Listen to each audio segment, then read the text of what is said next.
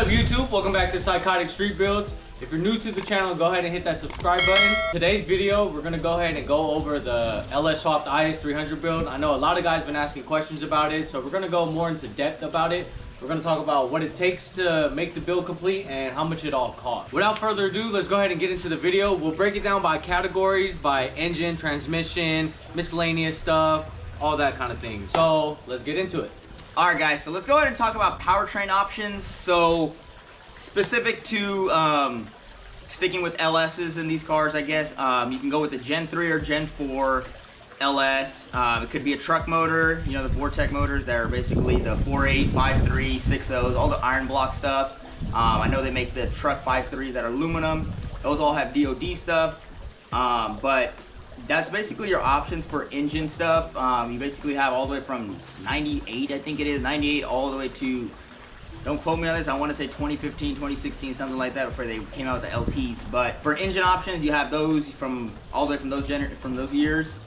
For transmissions, the two most common transmissions are going to be the T56 and the CD09. Also, in the T56 world, you have the T56 Magnum and stuff like that, but the two most common transmissions that's going to be used is the CD09, CD009, and the T56. So let's go ahead and move into what we actually went with and why we got the stuff that we did, and we'll kind of explain the cost as we go, and then in the end of the video we'll kind of tally everything up and get you guys a total on exactly how much it costs to build a LS Swap IS300. So let's go ahead and get into what's in the car, and we'll get you guys up once we update the whiteboard. All right, guys, first we'll cover the engine stuff. We'll go over what we chose to go with, what we did. We'll go over the pricing, and we'll break it all down for you guys. All right, guys, so first things first was the engine. We chose an LS1 that we got for about $700. The engine did already come with a cam and valve springs already in it. So only thing that the engine, it was just a complete long block. It wasn't, no intake, no headers, and it had an F-body oil pan. So Facebook market too, guys. So yeah, if you get lucky, you could find some treasure out there. Yeah, so obviously this price will vary for a lot of you guys. If you go with the truck motor or whatever option you go with, it will vary a lot. But to fit this engine in the car and clear the hood, we went with the car intake. It's the LS1 intake from a F-body or F-body Camaro or a Corvette. So that intake was roughly about $300 with the throttle body, and typically they come with stock rails and stock injectors. We'll go into the fuel system when we get there. Moving on to the accessories. This car, to fit everything in there, it fits perfectly with a 98 to 02 Camaro F-body stuff. Everything that we put on here was all new. The bracketry, we chose ICT's bracketry. It's basically a replica of GM's F-body location stuff. Alternator was AC Delco, brand new. And power steering pump was, I think, a Cardone, probably Amazon or whatever. It was brand new also. Water pump and crank pulley for F-body also. All that roughly came out to about $500.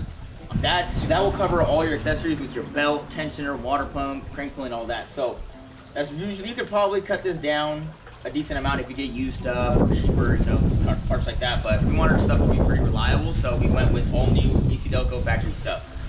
Moving on to the mounts. So to fit the engine into this car, we went with the Excessives adapter plates with their urethane mount. So that's roughly about $360, and that gets the engine in there. It gives you little bit of adjustability too, to move it forward or back, depending on if you got clearance in the front, and stuff like that, if you want to move it forward or back. Next thing on the list is the oil pan. This one hurt, guys. Yeah, so that one hurt. That price is pretty crazy for an oil pan. It's pretty reasonable, but for people that are doing these types of swap on a budget, that does hurt a lot. Think about it, guys. An oil pan almost costs the price of the engine. So the oil pan that we did go with was a Moroso. I can link, we'll put the part number for it right up top here. But we went with the Moroso pan. A lot of people do get the GTO oil pan, and they cut it and weld it. We didn't really want to modify stuff. We were just get it, save us time and effort, and it'll just be done. So that price can also be cut, but also if you just want to drop it right in, that's usually what you have to pay. The car did need a front sump, guys, so that's why we needed the oil pan in the first place. Yeah, so the oil pan on these have to be a front sump. That's the only kind of downside to swapping these cars with an LS. But let's go ahead and move on. Let's move on to the transmission. and we'll get the whiteboard updated and we'll go from there. All right, guys, let's move on to the transmission and the products we went with and the cost, and we'll break it down for you. All right, guys, so first things first, which transmission did we go with? It was a CD09. Got it from Marketplace or OfferUp, something like that.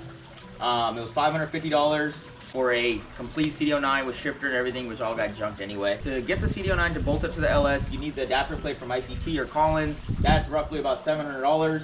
Only thing missing on here, guys, is the bell housing. That you need a T56 bell housing.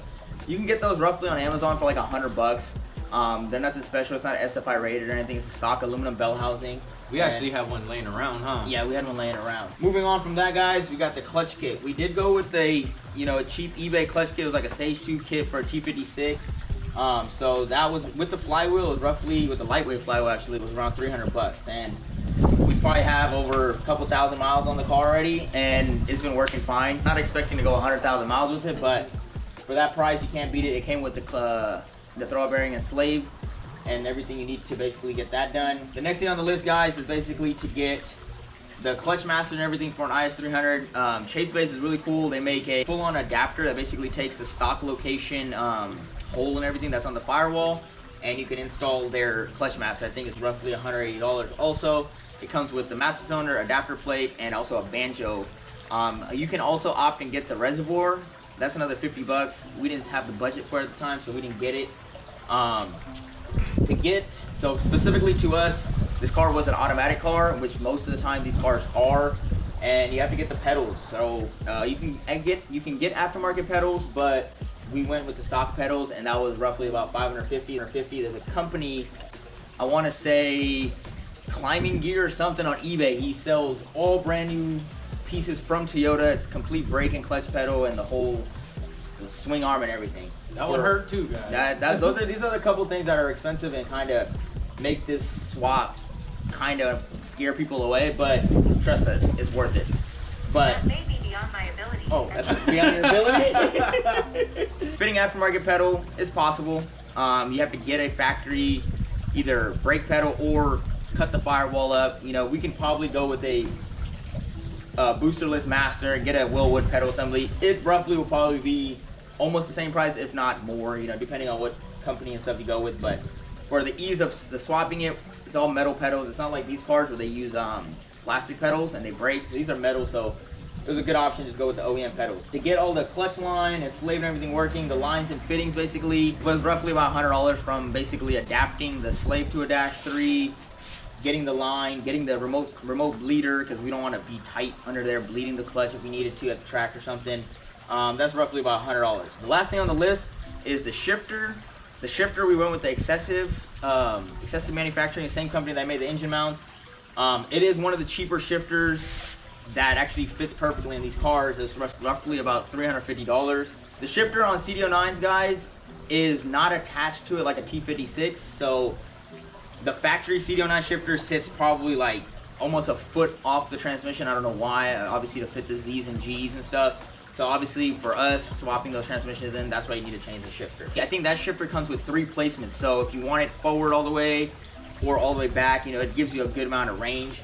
It's not like this thing where it's completely close, but it's pretty dang close. So it works really good in these chassis. I missed one thing also, guys. The transmission mount for a CD09, you can actually use a T56 engine mount. So we went with the poly one. It was like $30.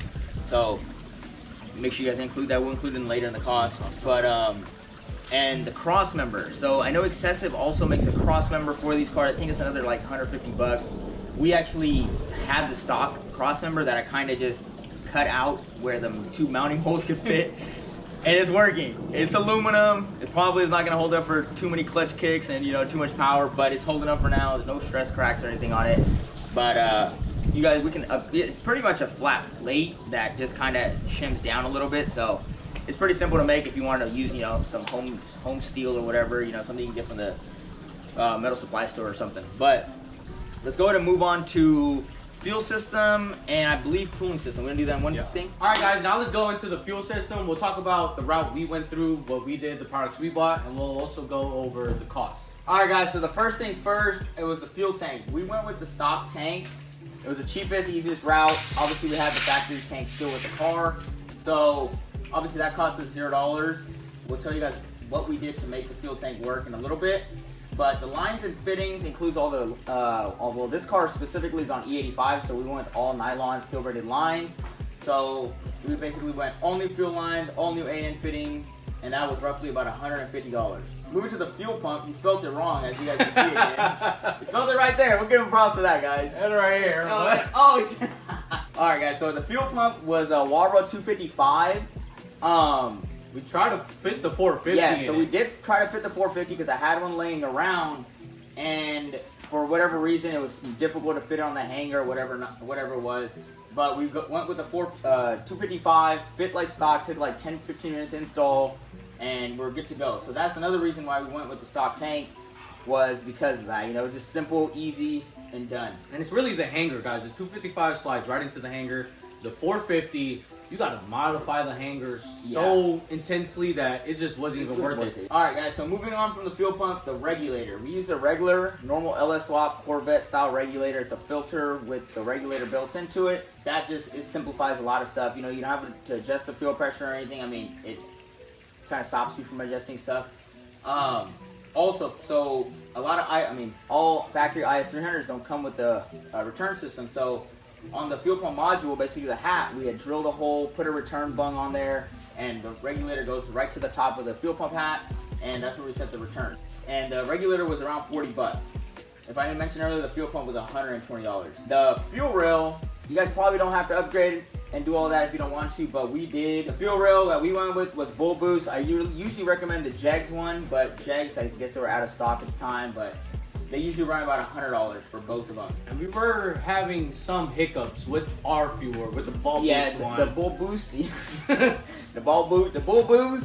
the Bull Boost one, guys. Yeah, it's a little finicky. I mean, if you don't have the right bolts or spacing or whatever. So the injectors, we use LSA injectors. They're LS3 style, so they needed adapters to fit the LS1 intake that we have. And basically, the top O-ring between the rail and the top O-ring, it was the O-ring was popping out for whatever reason. So I don't know if it's the brackets or whatever from Bull Boost, because I have the same setup on the E46, same injectors, same everything, just different rails, and it's perfectly fine. So the rail, probably the problem there, but we dialed it in and it's been fine ever since. And the injectors, we had AUDs on there at first. Oh, yeah. When we went to go get it tuned, we had a feeling it was gonna max out already, and it ended up maxing out pretty quick. So shout out to Whole Shot. He sold us some LSA injectors on the spot, and if that didn't happen, we probably would have never got the car tuned that day. Definitely would have missed the dyno day that day. So including the injectors with the spacers, ran about 200 bucks. All right, guys. Now moving on to the cooling system. All right, so first thing on the list, guys, is the radiator. We could have used an upgraded radiator. Obviously, you guys seen, money being spent in wrong places. But the radiator we got it was a stock radiator from IS300, so it was $0 for us. Most likely $0 to a lot of people. Moving on to the next, we got the fans. Fans is also stock for an IS300. And only thing we had to do to fit that fan assembly in was on the IS300s, they have an overflow tank on the middle of the fans. We cut it out. You'll probably see that in the videos. We cut that out, so that was $0 cost to us also. So that was basically radiator and fans. To get the radiator to work with an LS, obviously we're gonna need different hoses. So we really just went to an auto parts store, went to the back, and knew what length hoses and what style hoses we really needed, and kind of just grabbed and picked and made something work. That was for the upper and lower. That was roughly about $60. I know there's some companies that sell already pre-made hoses and stuff for like $100. You guys can get that if you want. If you don't want to have the time, or maybe auto parts store don't let you guys go in the back. Oh, they don't like you. Yeah, they don't like you. So you never know. A lot of people just might like to place an order and get it at the front door. This car, we did retain the heater. It doesn't have AC, but the heater does work. And to run the heater hoses right to the heater inlet and outlet was $25 roughly.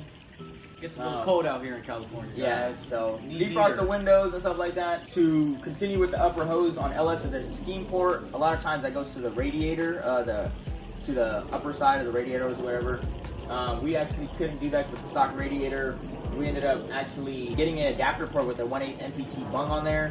And that basically goes in between the upper hose. So that's roughly about $15 with the adapter and the 1/8 NTP barb or whatever it's called. So Other than that, guys, that's pretty much the cooling system and the fuel system. All right, guys, moving on to the exhaust system. The exhaust system is a totally customized exhaust that we actually fabricated ourselves. I would say this is pretty much our first exhaust we ever did complete at least, yeah, right? Yeah, without the headers, pretty much complete. Yeah. So let's go ahead and get into that. We'll break it down for you and we'll go over the cost. The headers that we found were LS3 headers for 60 bucks from Guile Marketplace, selling them super cheap. So we ended up getting them. They make long tube headers and stuff for these cars, but are super expensive. They're like almost like $1,200-$1,300. Obviously wasn't in our budget, guys. So we want some LS3 headers that we had cut the flanges off, welded some V-bands on, and then we moved on from there to the 2.5-inch mild steel piping. We went with mild steel because it was cheap. You know, stainless is expensive. Obviously aluminum won't work, so titanium was way out of our budget, obviously. So mild steel was in the budget. We got 2.5-inch from the headers, basically down, and the piping kit was actually $100. So 2.5-inch piping goes to a Y pipe, and the Y pipe, it goes from 2.5-inch to 3, which is roughly $50 depending on what company and stuff you get them from. After the Y pipe, we went to a 3.5-inch, or 3-inch, my bad. It's a 3-inch mild steel piping. Also, basically, it goes from the Y, literally straight back, goes to a 45 to the muffler. So going to the muffler was an eBay, you know, crotch rocket, whatever you want. What is it called? Rice rocket. Rice rocket. There you go, guys. Rice rocket muffler. It actually suits the car really well. It's really common, you know, on Hondas, Lexuses, I think Supras even run them, guys. So not as rice rocket as, you know, it's actually a pretty cool muffler. Still a Japanese car on the Japanese, outside. yeah. So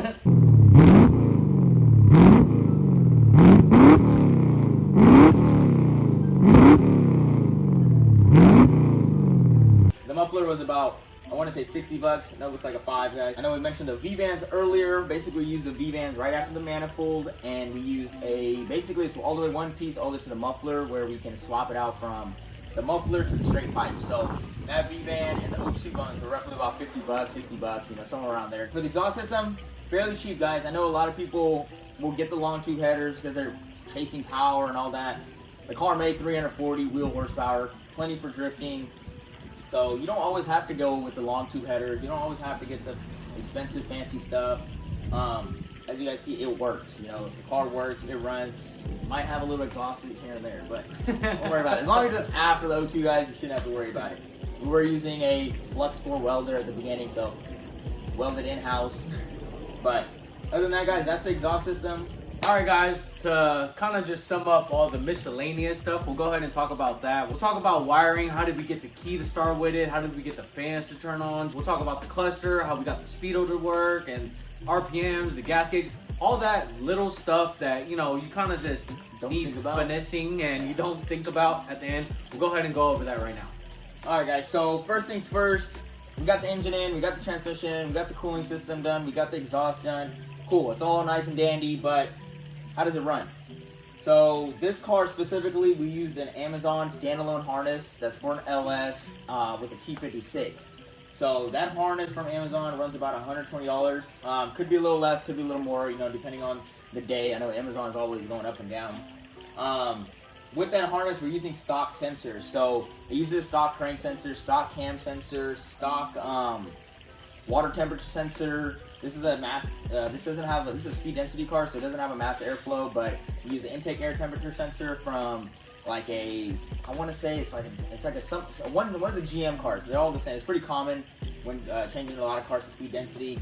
The sensors with O2 sensors and stuff like that, you can probably go get them for around $200. It could be a little more if you get OEM sensors, but most of the time you can get away with aftermarket sensors on these cars. Reliability though, probably not the best on aftermarket sensors, so try to go with OEM sensors, guys. Those two things will get basically the engine and harness connected. ECU, didn't mention that in here. We did go with a 411 stock, basically a stock ECU. It's a red-blue connector, drive-by cable ECU. For the drive shaft, we get the car driving. We got a custom one built from one of our local drive shaft places. It was roughly $200, but we supplied them with the yoke because we wanted the speedo. You know, it probably isn't necessary. Actually, this is the truth about it. When we were first doing the swap, we actually learned that And people were saying you need the speed sensor because a lot of times when you come to a stop, the car would die. I don't know if it's true because we kind of didn't even go through the steps. We just kind of did it. So that's the reason we went with the speed sensor. I forgot the exact company. We'll probably tag it up here. But they make a speed sensor that comes with a yoke that goes into the CD09. So that was roughly about $300. It comes with the sensor, bracket, and the yoke. With the drive shaft, guys, we actually used the factory rear end, just welded the diff, stock axles and everything. But to get the drive shaft to fit that flange, a lot of people also, I don't know if it was just when we were researching or what, they didn't know what flange to use. So there was one person that actually found that said it was a Toyota pickup flange. So I think, right? no, it's my truck. Oh wow. So crazy it is, I actually have that truck. So I had his old drive shaft and I put it right next to my truck's drive shaft and it looked the same. So we just got a 1310. I think it was already a 1310 also. I'm not sure. But basically, you buy it, it's like 20 bucks. We took the speed sensor with the yoke, or the yoke that we got for the CD09 and the rear flange, and gave it to the drive shaft shop, and they made us a drive shaft for 200 bucks. So that definitely, it works, and it's a strong drive shaft. We didn't get no aluminum drive shaft or anything, no carbon fiber here, but it's a steel drive shaft. You know, it's strong, it's good, it robs a little power, but it gets the job done. Moving on to the gauges, guys. So I know we got a lot of people commenting, messaging us, oh, you guys got your gauges working, the tach's working, and stuff like that. Yes, we did get the factory stuff working.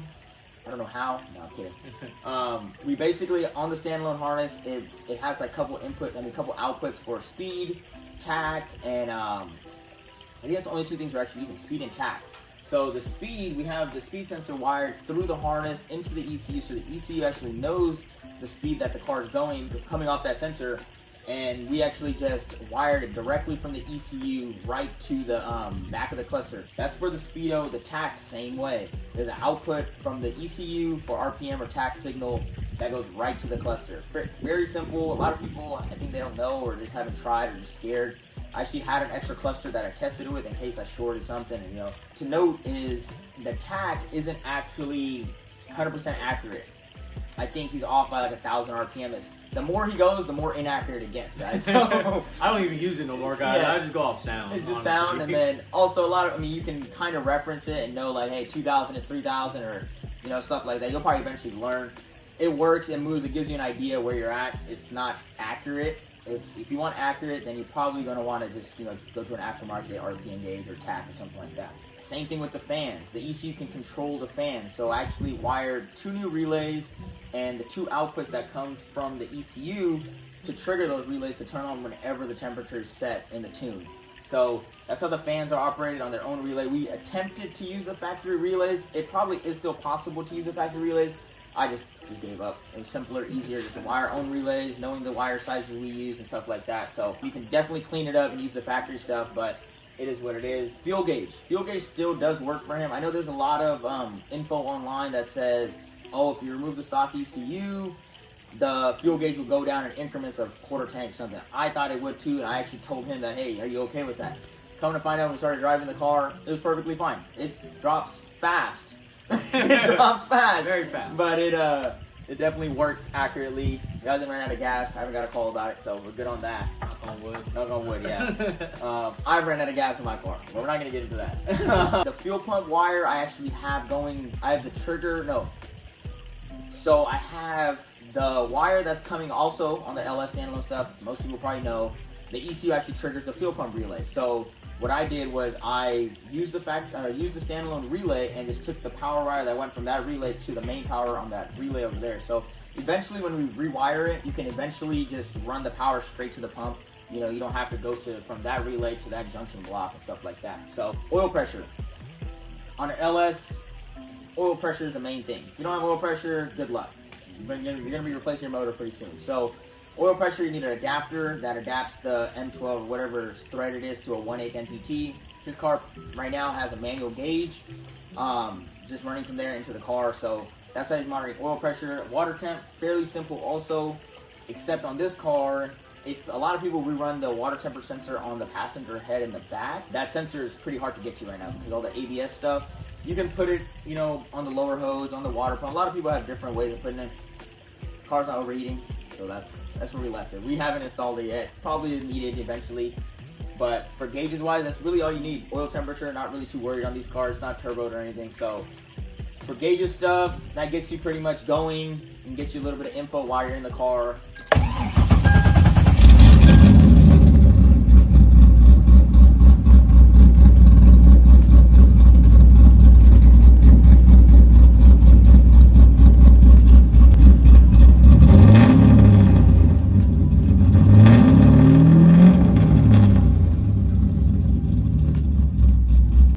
Wiring a little bit because it kind of gets frustrating wiring.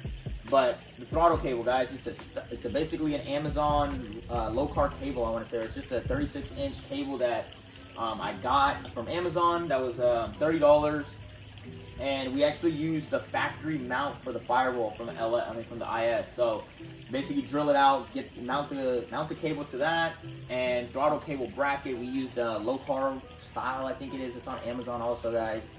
We can link a lot of this stuff in the description because I know people will probably be interested in, just simply clicking it, buying it. So we'll try to put as many links in the description as possible. Spark plugs and spark plug wires and coils. We're using stock LS1 coils, stock LS1 style spark plug wires. Basically, MSD makes high performance ones or whatever. We had some laying around or something. We ended up using that. That was roughly about $150. The coils we got with the motor, so it wasn't, we didn't have no expense, but some people might have a truck motor. You can use all those coils. Nothing's wrong with the truck coils. Nothing's wrong with the square truck coils. Nothing's wrong with the LS3 coils. They're all good coils for the power we're going for, so they all work. Whatever you can get your hands on, go for it. But our setup, we have an LS1 coils, LS1 wires, and spark plugs. We did use TR6 spark plugs. Tuner recommended it. We're looking for spark plugs, so why spend money on anything else with the tuner recommended? That pretty much sums up the build, guys. We'll go ahead and go over pricing. Just know there is still a couple things I do want to add, like wide angle kit, hydro, stuff like that we haven't got to get to yet. Stuff to make it a drift car. Yeah, guys. we'll go ahead and add up the cost, and we'll give you guys a pretty good estimate about how much we spent on the build, and you guys can go from there whether you guys want to attack it or not. All right, guys. So we just added it up for the first time to ourselves, and it is pretty high. I mean, not crazy high for some people, but to us, we didn't think it was this high, so Definitely thought it was lower. we definitely thought it was lower, yeah. So let's get into it. First things first, the engine. Complete long block, guys. So from the engine to the intake system to the accessories. I think that was Oil pan. Oh, oil pan. Mounts. Yeah, mounts and stuff like that, guys. The grand total for all the engine stuff, basically from intake to oil pan complete, was $23.60. Moving on to the next thing, the transmission. That includes the clutch kit, adapter plate, bell housing, the transmission itself, the shifter, all of the pedal assembly, and the clutch master and stuff to convert it all to the Wilwood 7/8 from Chase Bays. That grand total right there was $27.30. So as you guys see, we're already kind of up there. So we were thinking the build was around this, Just that. yeah. So we actually thought it was less than this with the car. So, but moving on, fuel system with the fuel pump, all the fittings, the regulator, the rails, injectors and stuff like that. The grand total for that was $610 for us. And then moving on to the cooling system. Cooling system was pretty simple, as we mentioned earlier in the video. That was about $100 for all the hoses, heater hose stuff, all the adapters for the steam port on the upper hose and stuff like that. Next thing on the list is gonna be the exhaust system. Yes, the exhaust system we did make at home, so obviously it was a lot cheaper. We didn't go with the long tube headers and stuff like that. The total for the exhaust system was $410. All that stuff, guys, was from Amazon.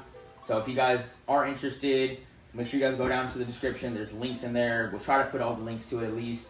And you guys should be able to get all the same stuff and, make your guys' swap happen. Last but not least, guys, the miscellaneous stuff. That include like the drive shaft, the all the harness, all the sensors. The miscellaneous is pretty accurate. It could be a little less. Like I said, for you guys personally, it could be a little less, could be a little more. Speed sensor was probably one of the more expensive things on there. I think it was like $300. So the total for miscellaneous right now, for us at least, was $1,000. And mind you guys, we're not adding like exact digits. We probably should for you guys, but we didn't want to pull up all of the receipts and stuff like that. So we're kind of just going off what the listed MSRP prices are for certain things. Like the bell housing adapter, plus tax and stuff, depending on where you're at. Could be a little less, could be a little more, you know.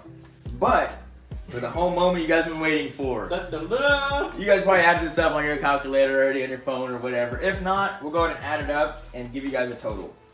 We got a whopping number of $7,210, guys. We didn't think it was gonna cost that much, and we still didn't think until we made this video today that we didn't think it cost that much, because I don't know, guys. We just were blind to it, I guess. And to be honest, that's not even including shipping. And oh yeah, that's not including a lot of the stuff. and- Yeah.